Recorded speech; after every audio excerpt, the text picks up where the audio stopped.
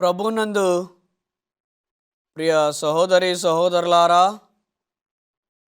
మన ప్రభు అయినటువంటి యేసు పరిశుద్ధ నామం పేరట మీ అందరికీ వందనాలు తెలియజేస్తున్నామండి.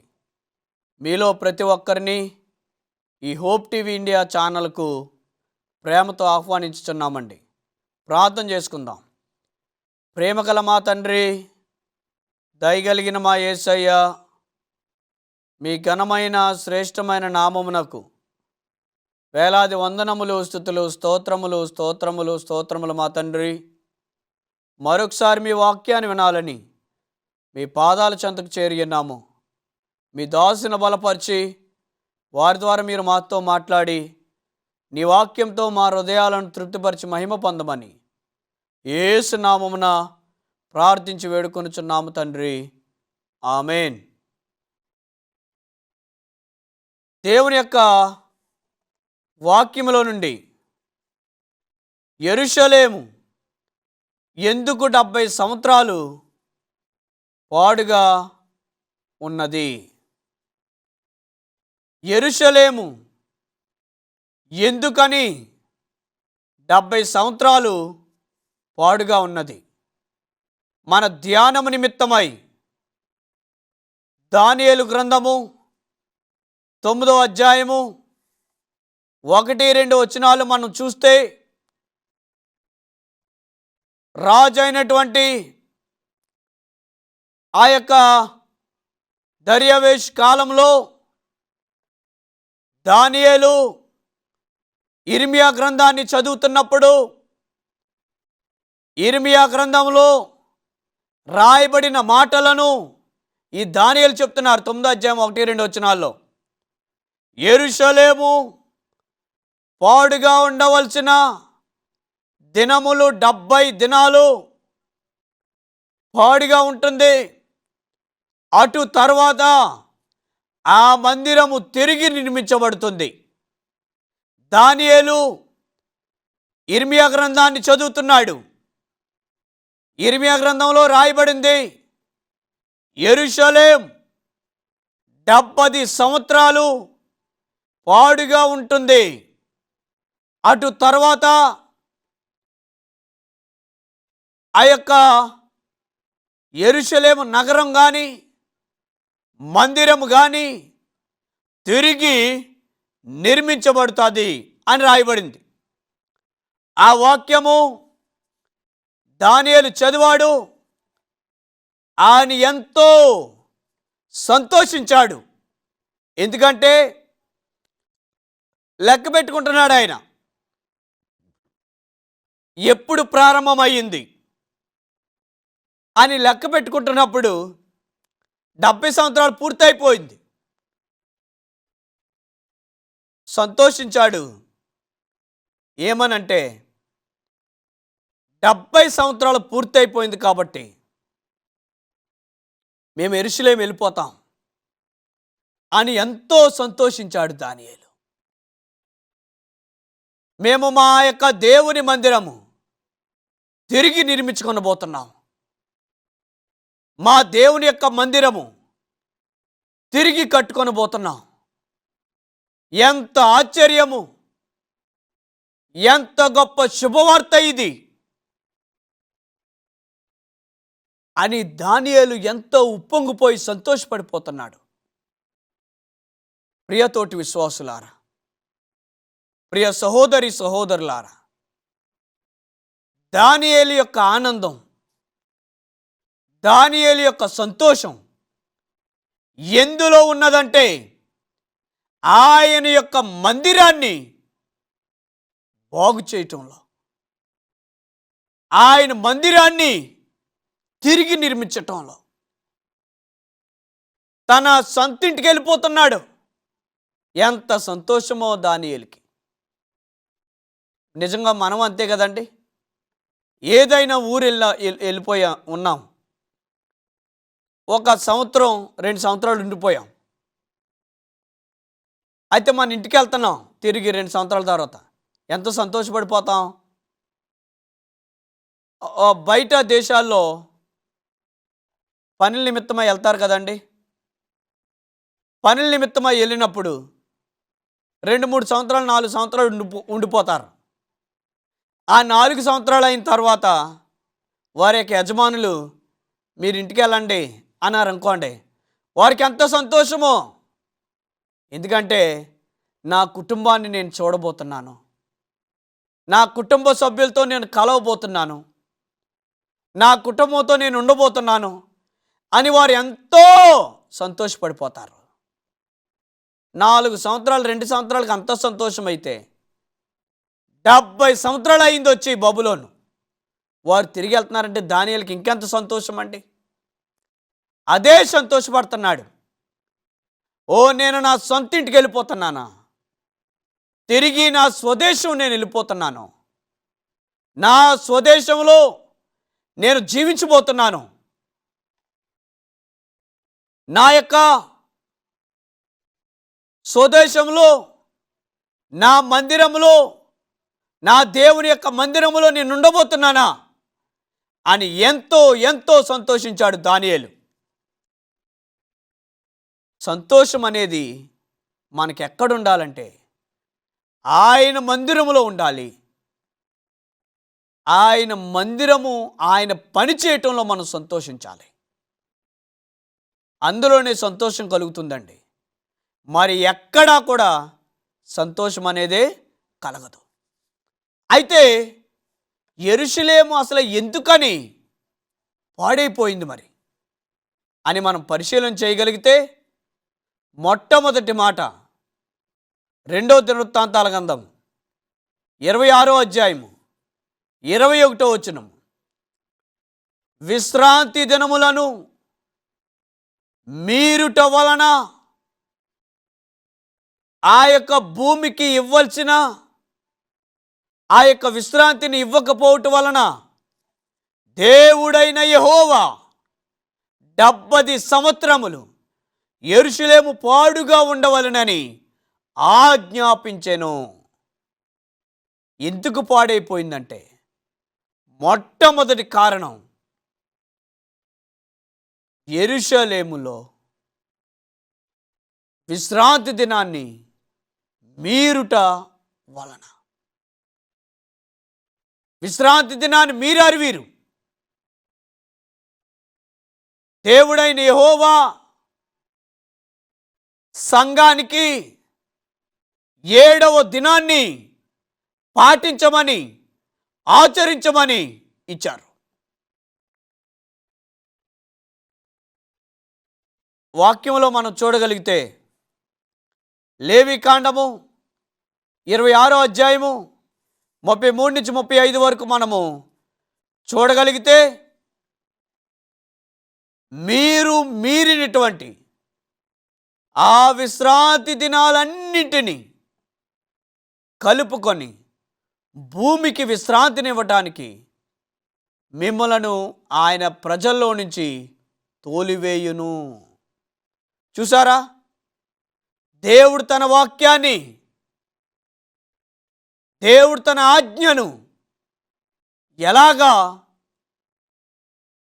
ఫుల్ఫిల్ చేసుకుంటున్నాడో.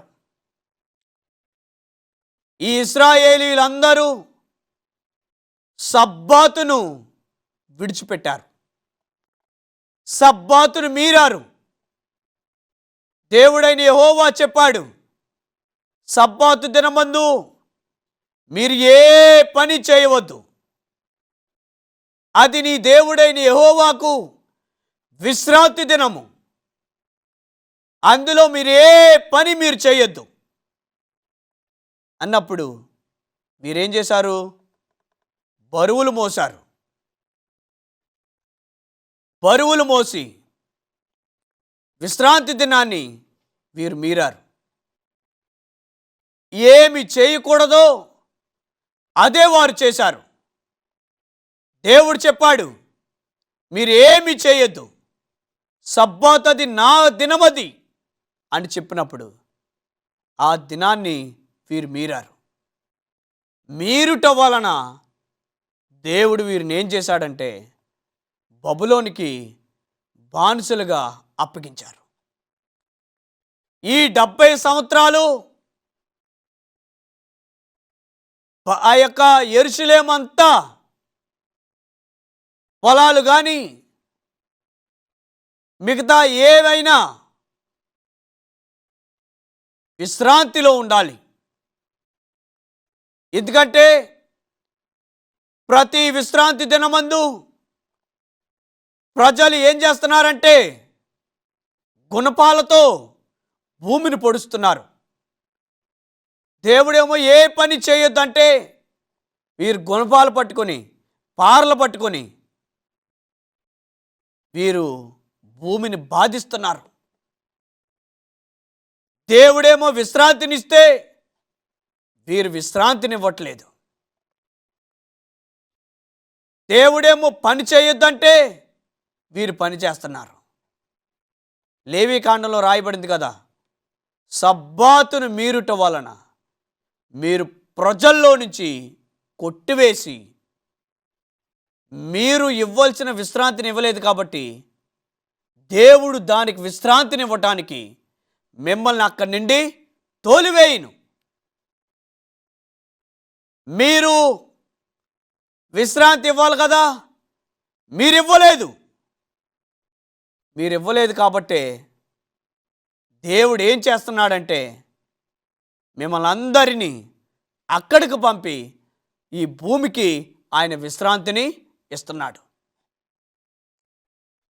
ప్రియతోటి విశ్వాసులారా, మనము ఎన్ని సబ్బాతులను మీరుతున్నాము.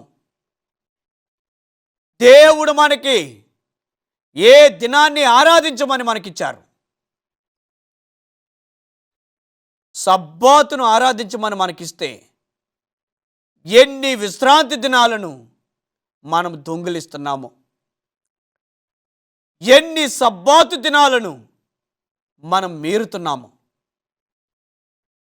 మీ హృదయాలను పరిశీలించుకోనండి ప్రియ సహోదరి సహోదరులారా. దేవుడు వారం అంతా రమ్మని అడగట్లేదు.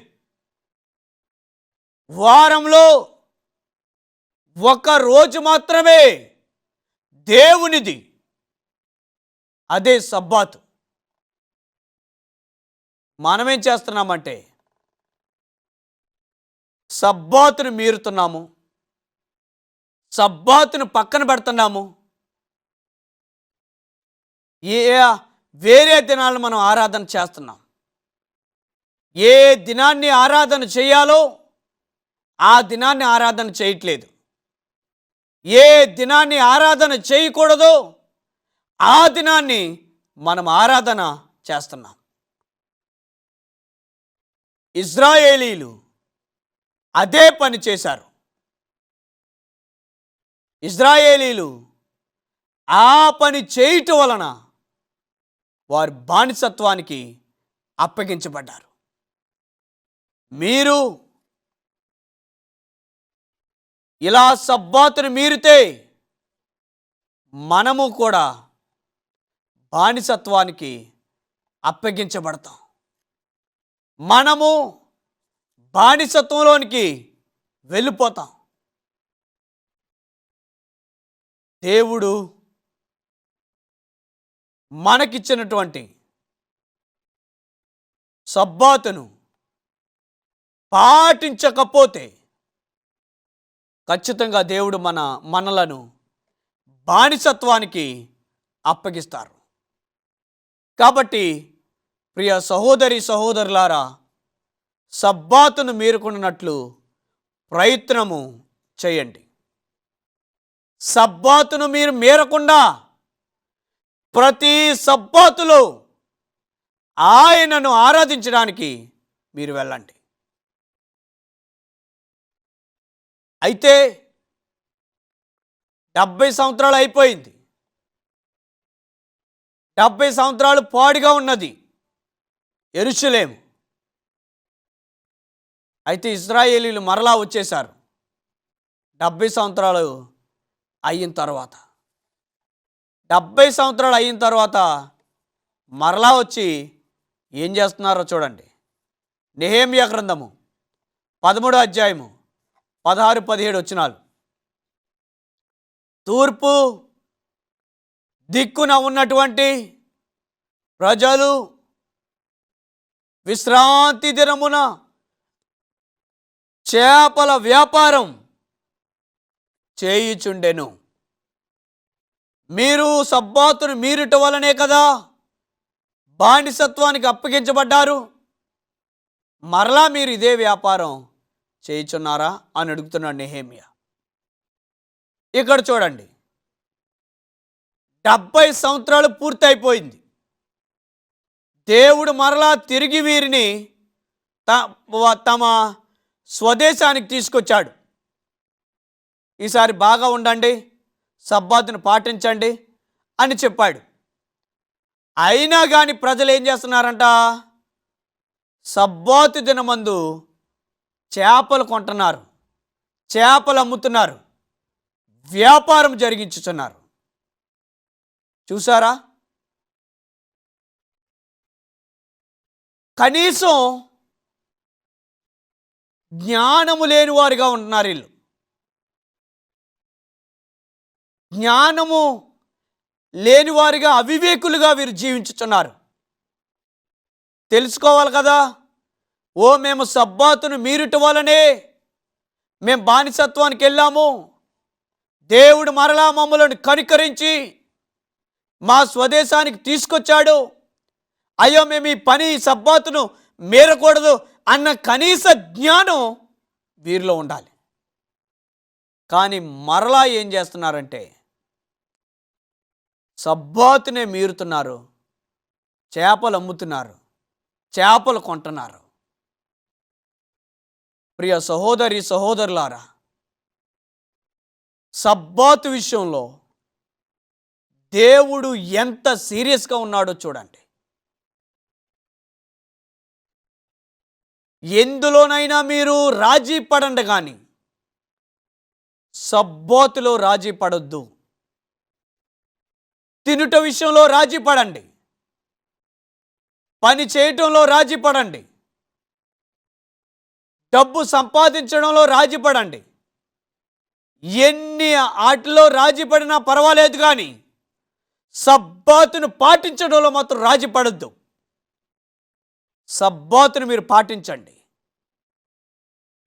దేవుడు సబ్బాతు విషయంలో చాలా సీరియస్గా ఉన్నారు. వారేదో పెద్ద పెద్ద తప్పులు చేసినందుకు బానిసత్వానికి వెళ్ళలేదు.